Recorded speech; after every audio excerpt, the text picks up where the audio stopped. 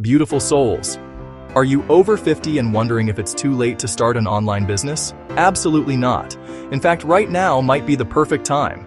Let's explore 5 online businesses you can start from home, even if you're not tech savvy. Got a knack for writing? Or maybe you're super organized.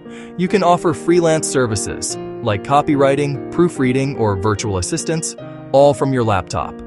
Websites like Upwork and Fiverr are full of people hiring. No degree required. Best part?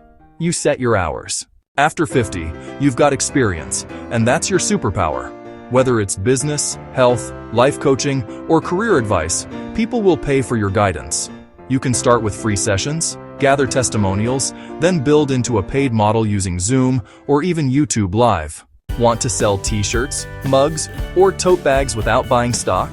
Print on Demand lets you upload your designs to sites like Printful or Teespring. When someone buys, they handle the printing and shipping. It's low risk. No upfront inventory or shipping headaches. Don't want to create your own products? Affiliate marketing might be your thing.